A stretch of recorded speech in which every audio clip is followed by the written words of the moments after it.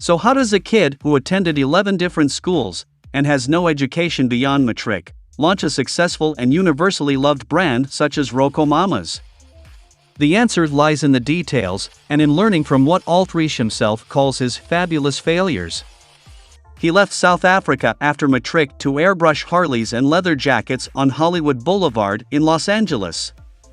The late 80s and early 90s were a time of change. The Berlin Wall came down, the Cold War ended, Nelson Mandela was released from prison, and apartheid was coming to an end. Ulrich wanted to be a part of something, and returning home to a new South Africa seemed the most obvious choice. He moved to Yeoville and started painting signage for restaurants. This soon grew into any and all branding that restaurants needed. Ulrich had no tertiary qualifications, but he was creative and a fast learner. He was paying attention to branding and marketing, and figuring out what customers responded to. In his mid-20s, he suffered a serious car accident, which left him stranded in hospital during festive seasons with a broken arm and leg, as well as multiple head injuries. The time spent in hospital made him re-evaluate his life path in two major ways. Firstly, he decided to go into the restaurant business by himself. It dawned on him that the restaurant game wasn't that complicated, which made it the ideal business model for him. Secondly, he became obsessed with visualization. Visualizing what a brand should look like, smell like, sound like, what the food should look like, how consumers experience a particular offering, every tiny detail lived inside his head before he could start to work on it. He went against his gut and opened Longhorn Steakhouse in a Pretoria suburb. After a few weeks, it became clear it wasn't the right demographic for his steakhouse. There were no office parks in the area, which meant no lunch trade. On top of that, the residents were primarily retirees whose kids had left the house. Not one to give up easily, Brian hung on for a year before finally giving up and accepting his losses. The failure experience taught him a lot about running a restaurant on a lean staff, stock holdings, operations, as well as the make-or-break power of location. With a sizable debt hanging over his head, he packed his equipment and approached Fats Lazarides of Ocean Basket, and asked him to become the first franchisee of his brand. Lazarides agreed to the proposal, and then Brian launched his Ocean Basket store at Southgate Mall in Johannesburg. The lessons he learned at the steakhouse came in handy while running Ocean Basket. After a while, he was able to pay off his debts and started getting some regular income. Being an entrepreneur at heart, Ulrich was always on the lookout for new challenges. While still running Ocean Basket, he found a partner and launched Passionate, a pre-mixed passion fruit and lemonade soft drink in a can. The partnership did not end well, with Ulrich squeezed out of the business. He became sad and disappointed at how the whole situation transpired, but nonetheless, he never held a grudge because it would have hurt him far more than his partners to hold on to anger. One day a case of energy drinks arrived for him to sample for the store. When he took a gulp for the first time, he was completely hooked. Over time, he started relying more on those drinks to relieve exhaustion. Ulrich liked the drinks so much and gradually realized a market could exist for them. He managed to find a chemist in the UK who could create a formula with taurine as its active ingredient, secured a funding partner in South Africa, and launched his own version of the drink, calling it Mad Bull. By 1998, Brian had sold off his Ocean Basket store for 240,000 rands to fully concentrate on making Mad Bull and Go Girl, a sugar-free version of the energy drink aimed at female consumers, a success. However, he realized later on that it was a mistake to sell the store. He hadn't taken into account the fact that owning the Ocean Basket store actually gave him more security, where he earned a nice living income on a monthly basis. Soon as he embarked on the Mad Bull project, the income became absent. He threw himself into growing and establishing the Mad Bull brand, but just as he was about to go nuclear mode, Red Bull sued them over naming rights. As you'd expect, they lost the case, and then Mad Bull was renamed to Mad Buzz. That was the beginning of the end for the brand, not because of the name switch, but due to internal decisions that were made as a result of the court case and money lost while fighting Red Bull. Brian, a gut-feel entrepreneur who relies mostly on reading a market's pulse and responding to customers' needs, didn't see eye to eye with his partners who owned a majority stake in the brand. In order to recover losses, a decision was made to rebrand entirely along with the name change. However, Ulrich opposed the move. He ended up selling his stake in Mad Buzz as he couldn't no longer agree with the direction the partners were taking.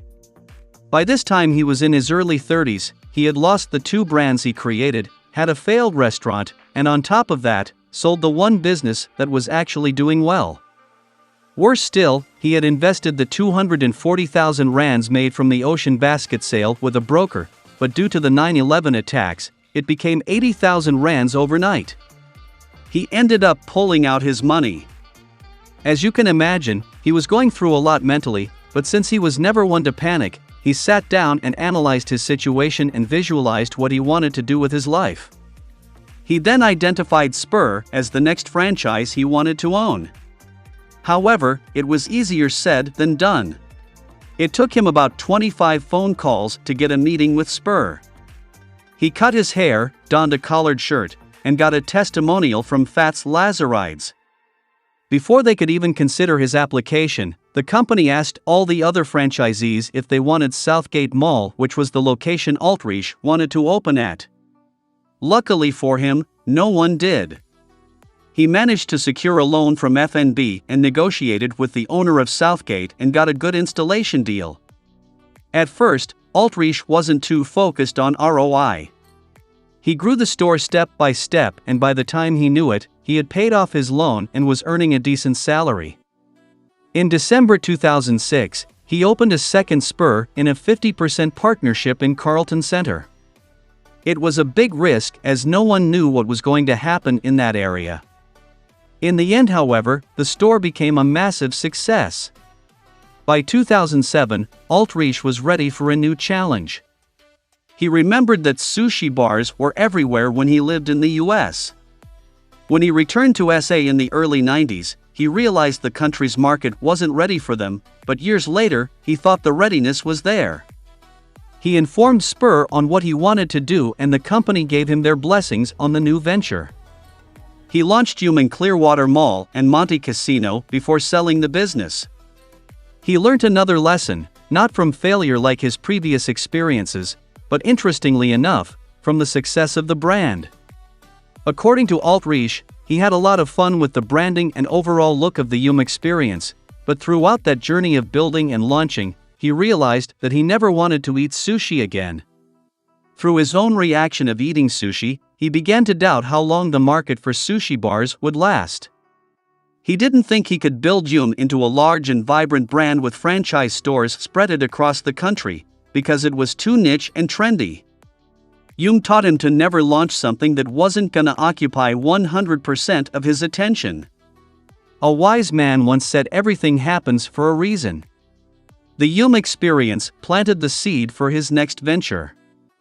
Ulrich wanted something that wouldn't get old and tired quickly.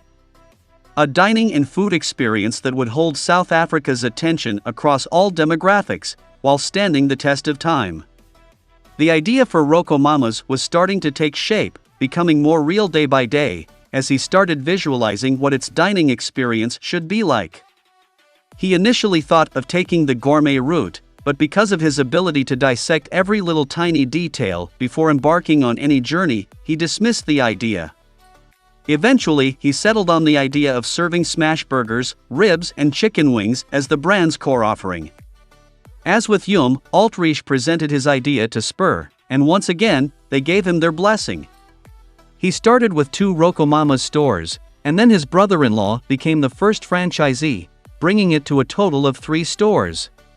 By being completely obsessive, Brian achieved his goal as 90% of RocoMamas' menu is freshly cooked and prepared.